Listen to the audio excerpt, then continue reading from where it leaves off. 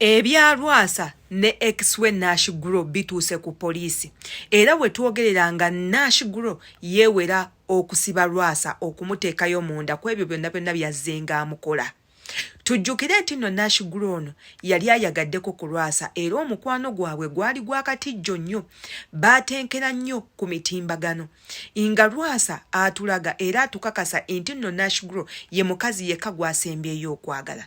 Naye ffe abazze batambulira mu bulamu bwa Lwasa tumanyi bulungi enjagala ya Lwasa eyimiridde etya, ayagala atya, abakazi abayisa atya, kiki byakola abakazi byonna ffe tubimanyi. Kati ffe twali tusuubira nti Nash Grow agenze ewa Lwasa olw'okuba amutegedde. Era ffe twali tukimanyi nti ewa Lwasa talina kirungi kyonna kyagenda kujjayo wabula okumuswaza ng'omwana omuwala, okumukolako ebyambiyone, omuwongayo masitaani, okumuloga, okumukozesa ensobi, teekako n'okwagala okubanga be babeerako ku mitimbagano abantu bonna babalaba babeegomba, simanya bafune obuganzi eri abantu. Tewaali kantu konna. Oba Nash Grow ku magezi g'ayina ag'amangi teyakibuuka, oba lwaki teyakibuuka, oba yalemererwa atya okukibuuka nti Lwasa ali mu mukozesa bukozesa nga bwazze akozesa abawala abalala. Yenze Shila Adita atanamba kubango subscribinga ku YouTube channel yange, subscribinga kwata akadenga buli video yona gye nkuterayo ekutoka ko bulungi nnyo, commentinga tumanye endowooza yo ku butambinga buno bwe tubeera tukolera. Tuzze n'emboozi ya mwana muwala Nash Grow olunaku olwaleero, biki byayitamu, obufumbo buli butya, bwavaawo, we buli bwaggwaawo oba nedda ki ekigenda mu maaso mu bulamu bwe abadde atubuzeeko ne tumukomezzaawo. Katugendeko katambiko olwaleero.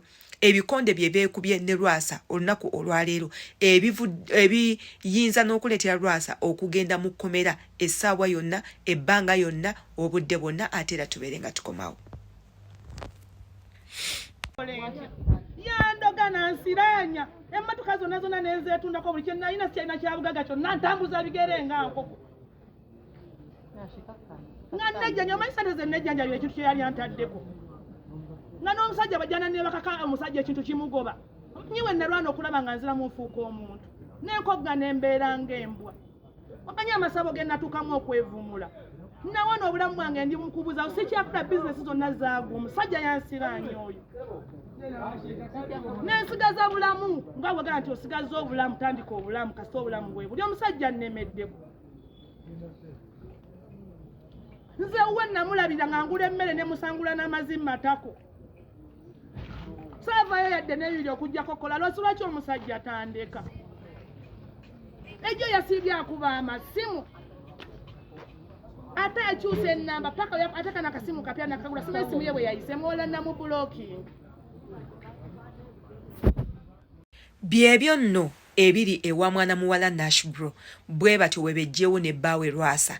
Lwasa yaakajja n'atwanjulira nti ayina omukyala omulala, yafunye omukazi omulala. Naye oba bannange Lwasa anoonya ki, oba Lwasa ayagala ki, oba ayina ekirwadde kyatambuza, oba Lwasa yeeyambulira mu baana abawala ng'eyo gy'agenda okusinza masitaani bamugamba kati noonyayo omuwala omulala, oba abali mu basiiga busiizi bulwadde. Nze nsiiba mbagamba nti ennaku zino abasajja beeyambulira nnyo mu baana ab'obuwala nga muwakana. Osobola okusanga omusajja nga Lwasa nga ye ekigendererwa kye kyakwebakana buli muwala, si kwebakana bo nti olw'okuba abaagala abeebakako okubajja okubabbako sita zaabwe okuba okubabbako emikisa gyabwe abeere ye ng'agyeyambisa mu ngeri y'ebyenfuna, wabula nga tabaagala bwagazi mu mukwano nga mmwe muba mukirowooza oba nga mmwe muba mukimanyi. Omanyi ffe abaana abawala twasiriwala munnange bwe tubeera mu mukwano tugwedda lutuwunga tugenda n'ebintu bingi nnyo mu mutwe. Ofunye omusajja ayina sente n'ogamba wano nze nkikubye ngenda bbeera mu bulamu obulungi, naye ng'oyo omusajja ye naye ayina kaakubalirako okutereeza obulamu bwe. Katugendekoko mu butambi bw'emabega obwa Nash Grow ng'akyali ne Lwasa mu mukwano, ebigambo bye beewaananga, ebintu bye beekolanga ebyateetera okulowooleza obyaleetera abantu okulowooza nti Nash Grow ye yakikubye yateredde kyawedde, ate era tukomewo. Daddy, kulika nayo oluddeyo.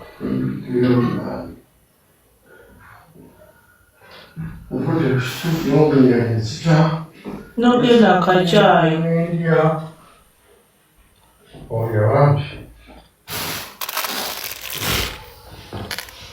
Alina kulayivula.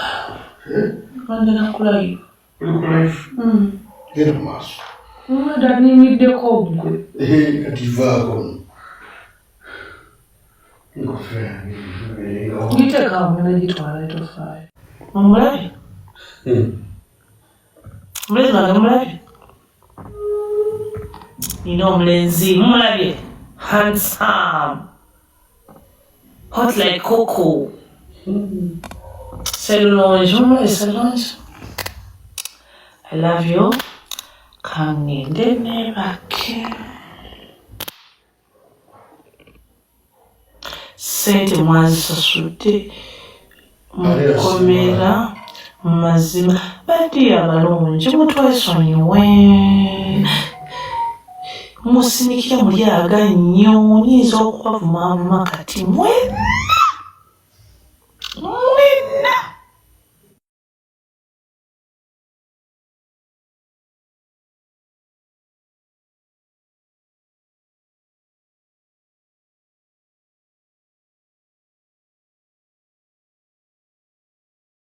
Obutambi bwe buti gwe ng'omwana omuwala obuyigamu ki? Kansubire nti munange oyina kyoyigamu. Nze mu myaka gyange gino eno gye nkulidde nakula tata wange ansomesa okubeera omugumiikiriza nga ngamba mu buli kintu kyonna kye weetaaga gumiikiriza. Buli kyoyagala kyonna kijja kufundikira nga kizze gy'oli ne woba tokoze ebintu bingi nnyo. Kubanga ne Katonda alina olunaku lwakola. Katonda buli omu yamutegekera omuntu gw'alina okubeera naye. Yaŋŋamba tambulanga mpola mpola ojja tuuka gy'olaga. Atandika n'emisinde akoowa mangu. Kati neebuuza oba abaana abawala abamu bakulira mu makaaki agatasobola kutuula batuuza kubabuulirira nti omukyala toyina kubama nnyo, toyina kgenda n'amasanyu mangi nnyo mu kantu akatono n'ogenda nga weesunga ebintu bingi nnyo by'omanyi nti toli bituukako oba onoobituukako.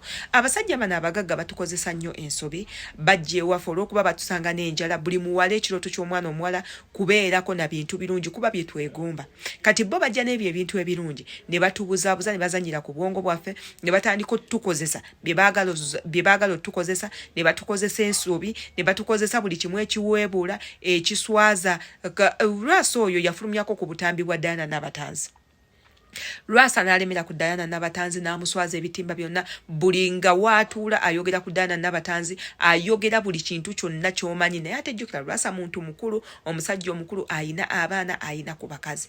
Lwasa teyakoma okwo, n'ayagala Enjo, n'ajaajamya Enjo, n'akola buli kimu Enjo, n'amulangira obunaku, n'amulangira obwamalaaya, n'amulangira okukola mu bbaala, n'amulangira okuzina ekimansiro, n'amulangira buli kimu nga waawunya n'ebintu ebirala. Lwasa n'agenda ku mukazi omulala era n'akola ebintu bye bimu. Aleese omukazi okuva mu ggwanga eddala amuyingizza wano, atandise omwogerera ebigambo. Lwasa n'avaako n'ayingira Love's Corner, n'adda ku muwala oyo n'amujolonga n'amumala, n'adda ku Nashigulo. Kati ne Nashigulo bw'atyo bwamukoze. Kati ate essaawa zino Lwasa ayinayo omukyala ewaka. Oba kye kino kye bayita nti abakazi twagwa ebbeeyi, simanyi nakumanya. Nze sisobola kulaba mukazi munnange omusajja ng'amukola bw'atyo, nze oyo omusajja n'ajja ewange mbwaŋŋanze nze n'enzikiriza, kubanga mba olwedde ntegedde embeera z'oyo omusajja nga bw'akoze bakyala bange bakyala be abo bonna, nange bw'agenda okunkola, kubanga nange ndi mukyala. Naye abakazi ebintu ebyo babyerabira, bo bagenda olw'essanyu, bagenda tuula mu mamotoka,